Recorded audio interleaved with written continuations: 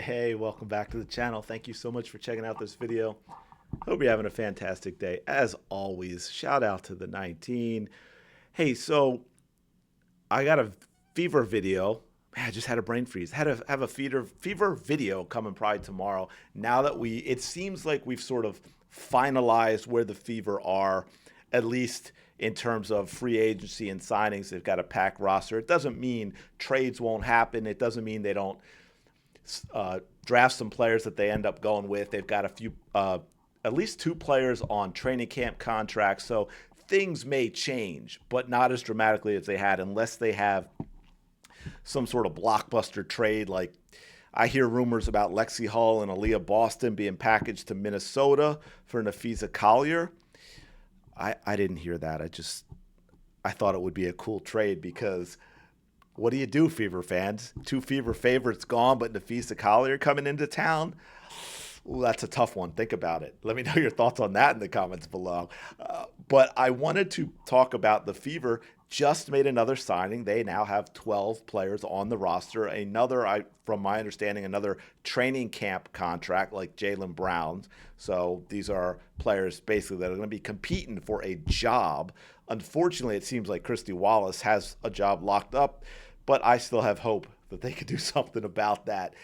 But this signing, Brianna Turner, who was with Chicago last year, only played about 9 minutes a game. She was in Phoenix for her first 5 years. Decent defender, decent rebounder. She seems to have gotten worse every single year, actually. Her rookie year was okay.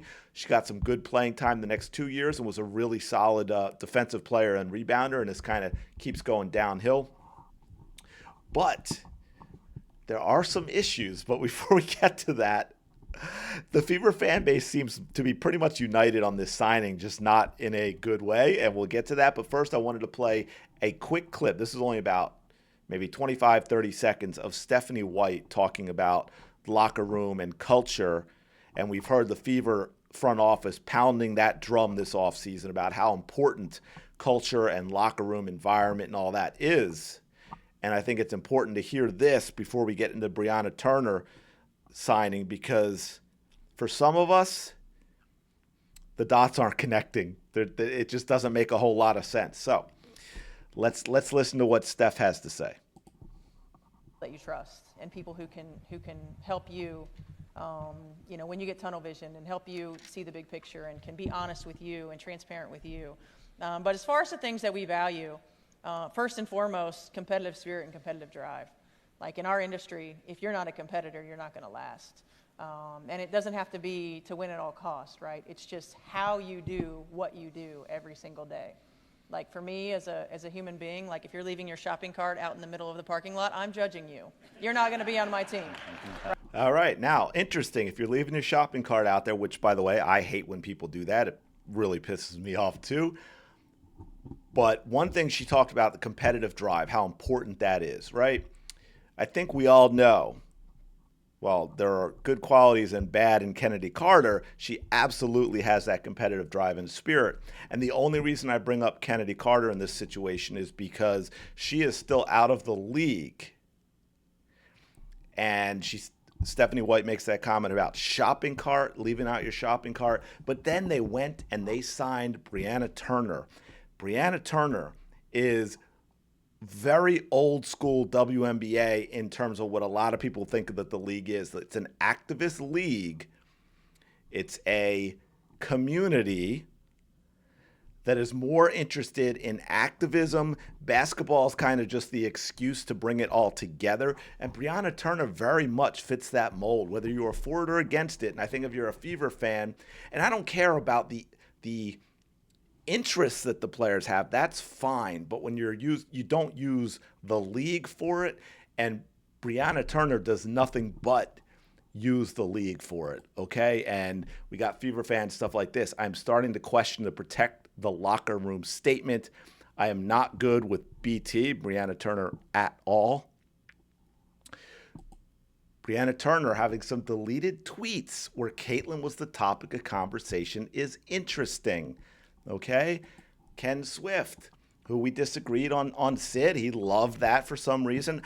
Forget the other stuff. I just don't like it from a basketball standpoint. But my point being, and Ken and I get along, okay? We have some differences of opinion, but we get along just fine, as it should be in a normal world. But even Ken is 100%. I don't agree with this one. This was patient zero for Twitter fingers disease. Her literal pinned tweet is a reminder that she doesn't have to respond to everyone. I won't comment about it again unless she starts letting tweets fly. Then I will be compelled to respond. I pray the front office knows what they are doing. This feels like the equivalent of signing Esquire at the 5, though, not gonna lie. That is an absolutely terrifying thought. I wish that image had not been put in my head. Thank you for that, Ken.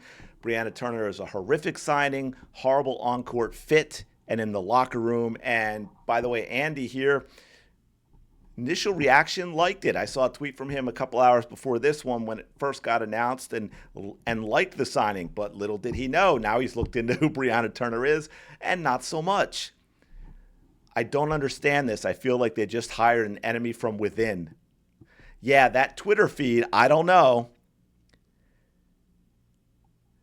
Ditto. I was immediately on board with Sophie and Sid, right? So very different. So he's making that clear. Politics or past tweets be damned. This one I find to be a major concern.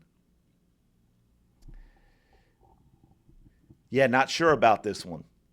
Hopefully they signed her to package her with Wally and some pics or something in a trade. Makes no sense. This woman was on Twitter saying the Chicago Sky got attacked coming off their bus when nothing actually happened, but a reporter showed up. Yeah, 100% with regard to that. If you all remember that, that was right after Kennedy Carter and the whole, attack on Caitlin Clark on the court. And then they said that stuff about, basically being held hostage on their bus by a Caitlin Clark fan. We have this here. Here's the tweet for that. I wasn't present because remember, she was on the Sky this past year for the interaction from earlier, but what occurred isn't acceptable. Didn't realize that when we say grow the game, that would be interpreted as harassing players at hotels. You are free to have your own opinion, but consider if this happened to someone you know. And of course, as we know, none of this was true. I have not seen a follow-up where she apologized.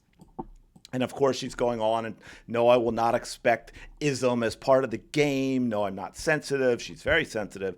And no, I won't simply ignore the ignorant takes I've seen. The majority of you commenting could care less. It's actually about couldn't care less about the success of the WNBA and only concerned with division. That's called projection, Brianna. So we have this, right? Here's the follow-up on that. Ms. Carter, have you gotten a chance to reach out to Caitlin? Hey, man. Come on with that. Relax. Have you gotten a chance to reach out to Caitlin? Trinity, have you gotten a chance? The basketball world wants to know if you've gotten a chance to reach. Now, see, that's all that was. And look, you can see that guy smiling because he actually finds it kind of funny. And there's no reason for him to be doing that. This person is keeping a respectful distance. He's not shouting. He called her Miss Carter. He's being very respectful. This is what any type of journalist or media person would do. This is absolutely normal. It happens all the time to everyone in professional sports, but apparently when it's the WNBA, and right, we had a lot of players, Angel Reese, Isabel Harrison, players like that talk out there on Twitter saying this was the worst thing ever. And then it turned out, even was it the president or the vice president or general manager, whatever, the Chicago Sky coming out and saying, no, none of that stuff happened. So it's kind of wild to see. And then we had one other one, which I think is this one here that we can take a look at just to give you an idea. Also calling out, and here we go. She gave the list. You know how I always talk about the isms, ists, phobias, phobes, and all that. She gave you the whole list here, calling out the ism, phobia, etc. Isn't brave. Now again, she is talking about Caitlin Clark here. If you all remember, that was one of the big things that the media and the league wanted to do, was to get Caitlin Clark to basically denounce her own fans, to use a couple trolls, to twist words, and to get Caitlin Clark to throw her entire fan bus under the bus and separate the two, because they don't want Caitlin Clark to have the fan base that she has. And Brianna Turner, 100% on board with doing that. It certainly isn't worth of a gold star praise. It would be worthy worthy, Brianna. It certainly isn't worthy of a gold star or praise. It's the bare minimum. Actually, no, she doesn't have to do it at all. Ignoring, tolerating hate speech, no such thing, is part of the problem because it cultivates a space that enables people to continue their behavior. Respectfully, this guy responded, respectfully, I think the opposite is true. Empowering internet trolls by giving them your focus just adds fuel to the fire. You're never going to change what they're doing. Good Lord, spend some time around the Twitter trolls of any NFL team. To which she responds, sounds like you're part of the problem. Newsflash, hate speech. Again, no such thing. It's just simply speech she doesn't want others to be able to say. Shouldn't occur in any sports league, regardless of gender, age, race. So this is what we're getting from Brianna Turner. And I have scrolled through her Twitter account, and yeah, it's wild, folks. It is wild. Parlay Room, now package up that kangaroo freedom fighter of Bozo the Clown in a trade for a true center. Thanks, Indiana Fever. I'm not sure who we're talking about. I think Brianna Turner might be the freedom fighter. Kangaroo is obviously Christy Wallace, being from Australia.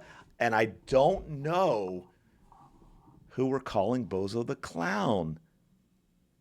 That's an interesting one. I got to kind of need to find that out. But as you can see from all this, and yeah, to me, I don't know. Because again, if you went through to her account now and scrolled, it is just non-stop. She makes me think for a moment that, like, I'd rather have Dejanay Carrington on the team. I think she's less of a headache than Brianna Turner. Oh my goodness, this is wild. So it's going to be, obviously there were conversations with the front office and the coach with Brianna Turner, but yeah, this is a big one, folks. This is one where you've got a lot of people are just not happy about that at all. So it's interesting. It's going to be very, very interesting to see what happens with this.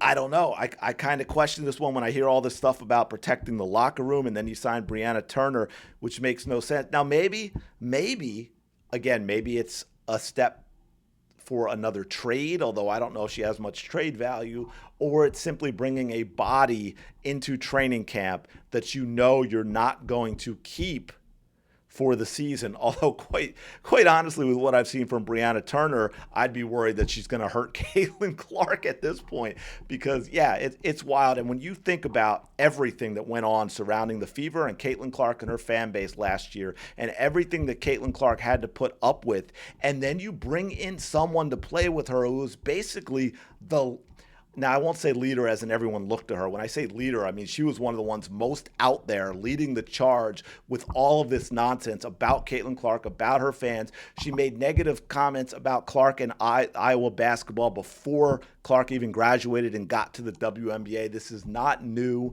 It is not rare. Brianna Turner seems to spend a lot of her life on Twitter making these types of posts. That's what she does. So it's going to be wild to see how this goes going forward. But I don't know. I'm going to leave it there. Let me know your thoughts in the comments below. As always, thanks for checking out this video. Like, comment, subscribe. It helps out tremendously. And I will talk to you later.